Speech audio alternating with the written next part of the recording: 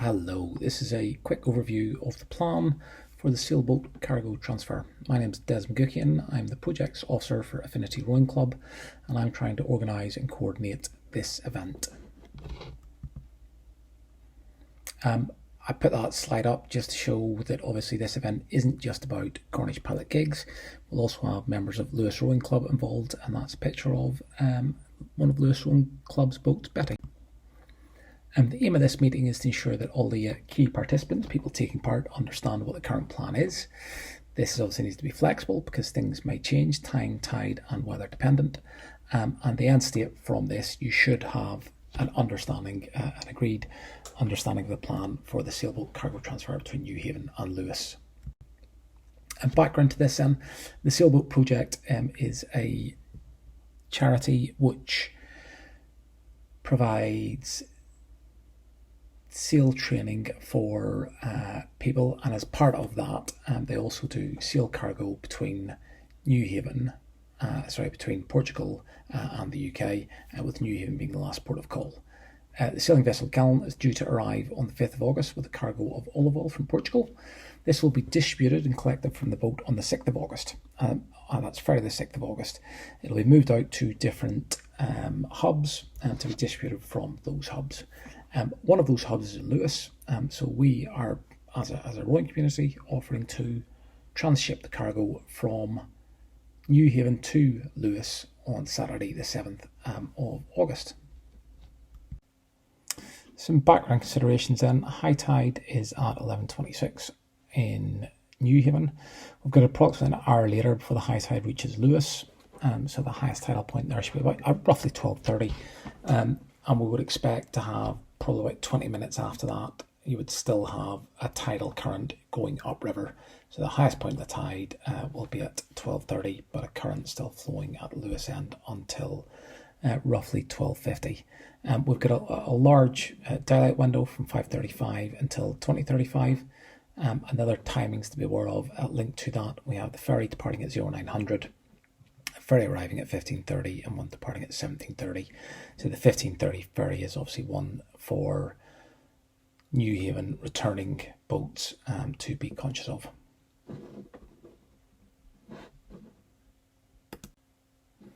The route itself then, so the route will take us from Newhaven, starting at the MARINA,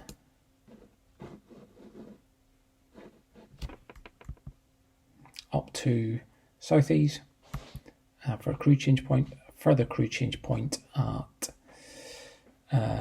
just north of the rail bridge before offloading the cargo in Lewes itself. We will be on the River Ouse throughout between Newhaven and Lewes, and this area contains a number of hazards that people should be aware of. I do apologise that for some experienced river users, this will be sucking eggs, but I am also conscious that some Lewes Rowing Club rowers may not be as familiar with the Newhaven end of the river, and some Newhaven based rowers may not be as familiar with the Lewes end of the river, so please do pay attention to this.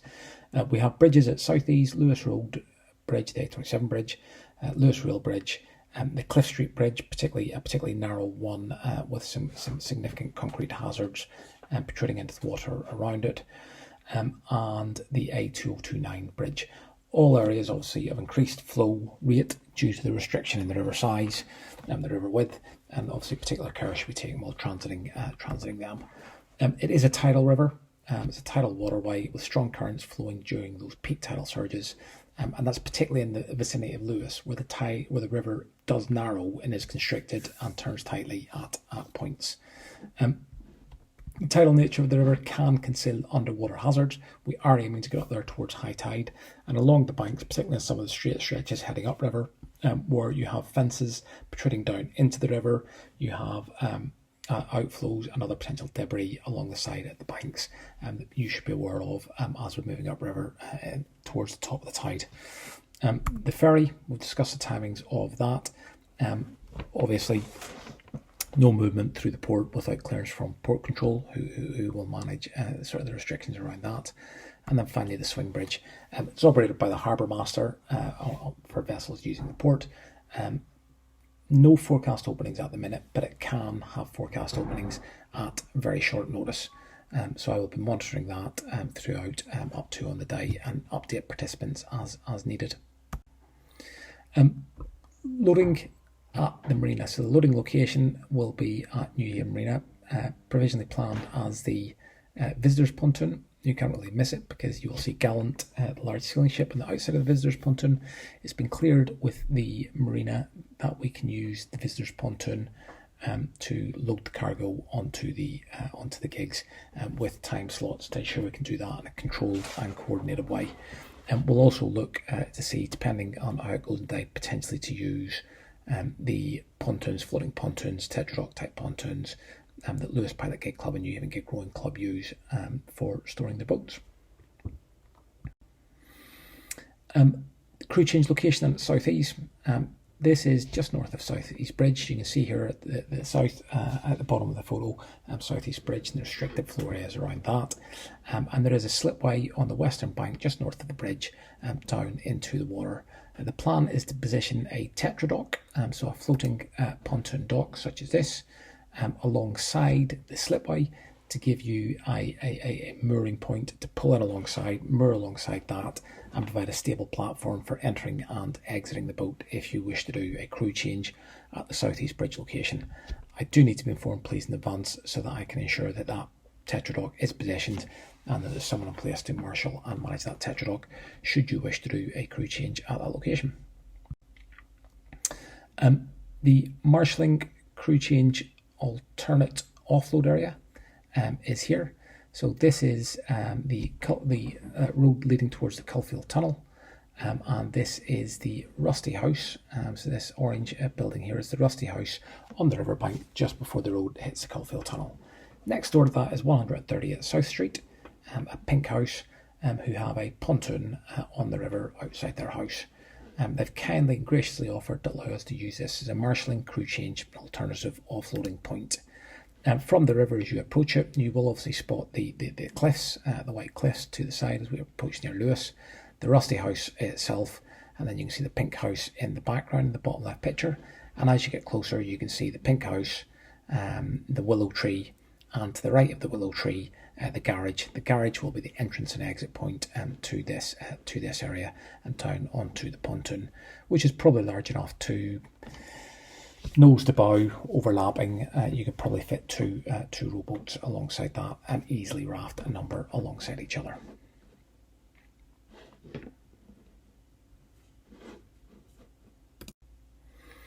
Offloading them. So looking into the centre of Lewes itself, we also have Cliff Bridge down here at the south. Quite a tight, constricted bridge, so one to be aware of as you come through, and also the flow coming up towards the bridge, towards Cliff Bridge from the south, can be quite turbulent at points. And there are also a number of moored boats on the eastern side of the river along here. They are well to the side of the river. There is plenty of room to pass. People regularly row on this section of river. It is just hazards to be aware of for anybody taking part in this row as we move forward. North of Cliff Bridge, then to the right, you have Harvey's Yard, the brewery itself, and then you have the Tesco's shopping centre up here at the very top of the picture. In between those, we have the A2029 road bridge across the River Ouse, and essentially we will be using the siding, the bank underneath the road bridge as our mooring point to offload the cargo. So on the top right, you can see a picture where you're looking from the north towards Cliff Bridge, and this is at low tide, so we'll have significantly more water, more than sufficient water to moor alongside and safely unload. And we'll be using again a floating pontoon section as a stable working platform. It also protects the boats from coming up alongside the concrete. At least you're bumping against plastic, there's less risk of damage or injury. In the bottom left, you can then see, looking from the south side, as the crews approach the bridge. This is the view we'll have from the south side, and you can see you've got a soft earth bank north and south of this. So if you miss the mooring, it's a soft earth bank with little few obstructions, potential obstructions under the surface during the high tide. And the additional bonus then from using the bridge location is it is easy to get to for people coming to collect their cargo. They can simply park in the Tesco's car park, and it's a 2-minute walk to get this location. And the bridge itself will provide cover from inclement weather, whether it's excessively hot or rain or other conditions. The mission then, what are we trying to achieve? Lewes Rowing Club rowers, Newhaven Gig Rowing Club, Lewes Pilot Gig Club and Affinity Rowing Club will provide transport of olive oil between Newhaven and the Lewes distribution hub in order to contribute as part of the global movement promoting close to near zero carbon alternatives to conventional polluting oil-powered transport. Let's put that in English. We will all be out rowing this weekend regardless. We will be in our pilot gigs, in our wherries and skiffs out on the river, enjoying and taking part in the sport of rowing. As part of that, why don't we try and do something to support a local project as part of the community effort to push the message in the fight on climate change. It's our opportunity to take part and support that in some small but meaningful way. And therefore the outline plan, the initial stages are obviously the planning, etc., that's going on at the minute, and that this part of this briefing is part of. However, after that, then some clubs may need to pre-position their boats to take part in the event. So Lewes may need to row down, Lewes Rowing Club may need to row down, Affinity Rowing Club may need to take into account the tide and position their boats. If that could be done in preparation for the event and under sort of the steam of the individual clubs. Following this, then in the morning, with the timings of the event, you'll move to Newhaven Marina Visitors Pontoon to load and secure the cargo before rowing the cargo to Lewes. The option will be in place to conduct crew changes at SOUTHEASE. So I'd ask the clubs to please respond to me and let me know if they want to do a crew change at SOUTHEASE, so I can position a pontoon ready for that option. We'll then continue rowing the cargo upriver to Lewes to offload it for distribution at the distribution hub underneath the road bridge before a crew changeover and a return row to Newhaven and obviously back to Lewes Rowing Club for Lewes Rowing Club. The main effort throughout this, the most important thing, is the safety and well-being of the crews and coxes. That is the priority throughout. All decisions and considerations will be made with that as a primary factor for consideration. Individual tasks then they ask from me to you. From the 4 rowing clubs, I would ask for crew and a boat to provide 60 to 80 kilograms, to transport 60 to 80 kilograms of olive oil. So that's roughly 12 to 16 5-litre containers between Newhaven and Lewes. And I'd also ask for a non-rowing quartermaster to oversee the loading, secure storage and unloading of the cargo. My sort of risk assessment has identified that one of the unique risks to this, different from our normal rowing, will be the movement of the cargo from the boat onto the side and the movement of the cargo, the securing of the cargo in the boat. Having a rower do that, when you're a rower and you're in the boat, your focus is on getting in your seat, get ready to row and go.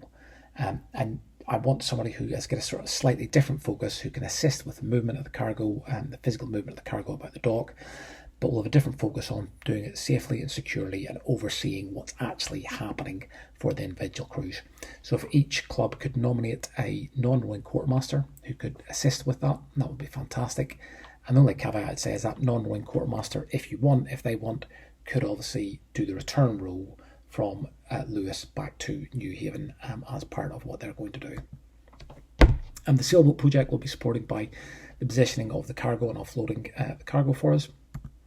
And the Lewes Hub distributor is requested to oversee the distribution of the cargo from that offloading point.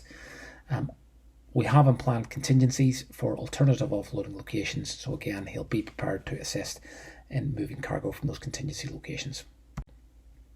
Outline timings then. So the high tide window we're aiming for is that sort of 12:30 to 13:30 window. We'll want to be in position and offloading. So all our timings sort of work from there.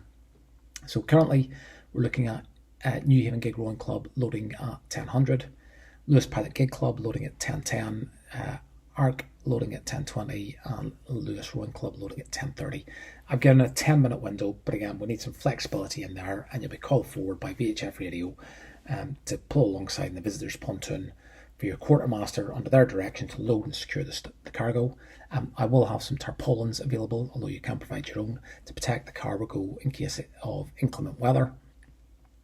And then roughly from 10:10, from the first boat being loaded up until probably about 1300, I'd expect to have the window to row the cargo up to Lewes, with the option in there to conduct a crew changeover at SOUTHEASE. And as you can see from this, you therefore have the flexibility to deliver 2 1-hour rows from Newhaven to Lewes, from Newhaven to SOUTHEASE and SOUTHEASE to Lewes, 1 2-hour rows, Newhaven all the way up to Lewes, and the same sort of combinations in the way back. I would just ask that you can inform me by Friday, by this coming Friday, whether you require a crew changeover at SOUTHEASE. So that gives us a window then between probably 12:30 to 13:30 to offload the cargo at the Lewes distribution point under the quartermaster's direction. The boats will then turn round to swap crews to do a crew change for the return row at Wharf House, the crew change point as described earlier, and then the return row to Newhaven, noting that the ferry will be arriving at 15:30, so clubs returning to Newhaven may want to factor that into their calculations as they return in the plan for the return row. Some coordinating instructions then, as I touched on earlier, the preliminary moves. If you need to pre-position your boat, I'd ask that you do that under your own steam in order to be in position, ready to go as per the schedule on the plan. Control measures. So one of the other risks that's been identified is the potential for boats getting in each other's way and having a congested offloading point where we'll drop off the cargo. Trying to coordinate multiple boats at once, offload cargo from multiple boats at once, if we're stacking all up together, could be challenging in that piece of river, particularly as we have a more restricted piece of river as we approach the offloading point, and particularly underneath Cliff Bridge. Therefore, I've set aside that the crew change point at Wharf House by the Grand Designs House and will also act as a marshalling point, where there'll be a marshal in place to control the boats as they approach Lewes. So they will be on the radio, on the VHF radio, talking to you, talking to me, to basically tell you either to hold and wait at that marshalling point or releasing you to move forward to the offloading point. I would ask that you listen to them and respect what they're telling you to do, even though you might think you know different from where you're sitting in the boat. They may be being informed of wider details upriver that you may not be aware of, so please do listen to them. The risk assessment has been drafted and will follow following this briefing, and that's been reviewed by the individual sort of key stakeholders in your clubs who I've been engaging with, and their feedback has been included in that. Actions on them. An action on is a contingency plan. It's a rough idea of what to do if things do go wrong. So the first action on to consider is if the unloading point is unusable or unsafe. So myself and the quartermasters will survey the offloading point on the day to ensure that it is fit for purpose and ready to go. If we think that it is unusable or unsafe, we will switch to the alternate offloading point at Wharf House. So at the marshalling point, the crew change point, that will be the alternative offloading point. The Lewes Hub distributor will then move the cargo to the distribution point underneath the bridge. Crew fatigue or inability to finish. This is quite a long row and longer than many of us will have done in quite some time. If you find that your crew cannot carry on or unable to carry on, you have the option of offloading at SOUTHEASE or conducting a crew change at SOUTHEASE, or the option of returning to Newhaven. Again, the club and crew safety is the priority. So all I would ask is that you inform me of the issue you have, and that allows me then to plan how to support you best and ensure I understand what's happening in the wider plan. Potential of delay to Gallant arrival. Gallant is obviously a sail ship, dependent on the wind and tide, so I will remain in close liaison with the shore-based crew who are supporting Gallant in the lead up to this event and on the day. And I will keep coxswains and crew informed of what's going on and ensure that I keep them updated on the plan. Anything that changes on that will then be a joint decision between coxswains, myself and other stakeholders to ensure everybody is happy with any plan going forward. No go on the day. Again, same thing really there. Weather, tide, etc. could make things unsuitable. So if we decide on the day that it is not a go, we will make an alternative plan for there. That will be done between all stakeholders. It won't just be Des's good idea of what we're going to do. This will be in consultation with everybody involved to ensure we can come up with an alternative plan that best fits everybody's needs and takes into account the safety and well-being of the crews first. Our go, no-go criteria then. The first is poor weather and visibility. So each rowing club obviously has its own window of weather which they think is fit to row in, and window of visibility. So I will expect your input on that. And if the weather is too poor to row in, or the visibility is too poor, that will be a no-go criteria. The 30-30 rule with regards to lightning strikes. So within 30 miles or within 30 minutes will be a no-go, taking into account the positioning of the lightning strikes and the direction it's moving in. Wind speeds unsuitable for safe rowing, and obviously that's within each individual club's risk assessment and the details of that, and the coxes and crew's ability.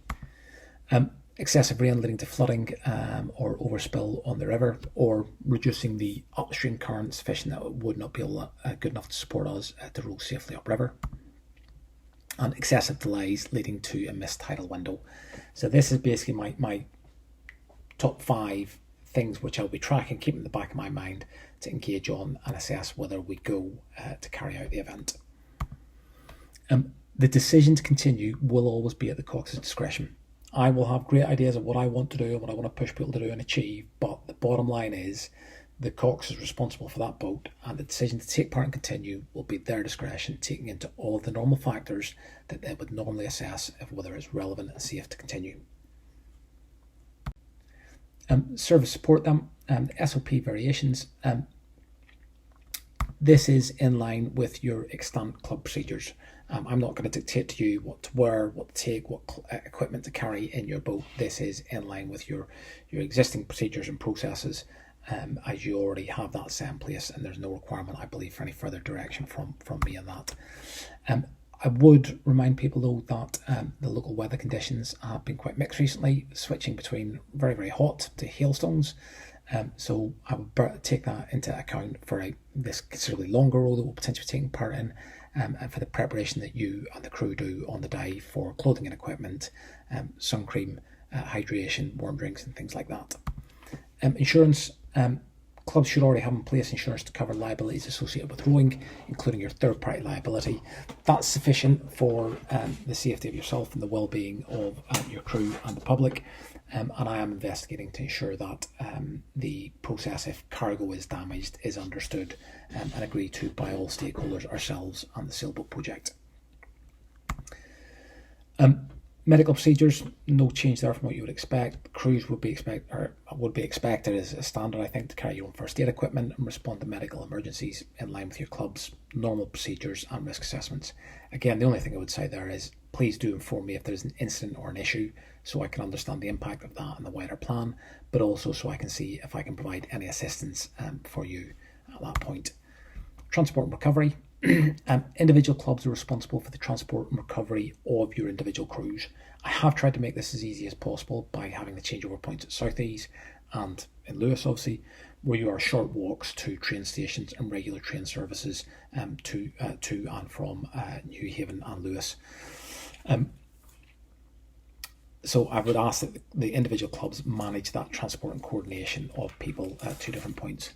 The only caveat outside of that is for your quartermasters who may be moving between Newhaven and Lewes, I will probably be available with a vehicle to provide transport for them up to Lewes, and they can help potentially coordinate their return from there. Command and signal them. I will issue on the day a sort of a small crib sheet, a laminated crib sheet showing the overview of the locations, the call signs, people's telephone numbers and things like that. Key roles, myself as the event coordinator, I will be at the loading point, the crew changeover point and the offloading point as the event progresses up the river. The quartermasters will obviously start at the loading point and then move to the offloading point, and then they have the option of rowing back down the river with their crews.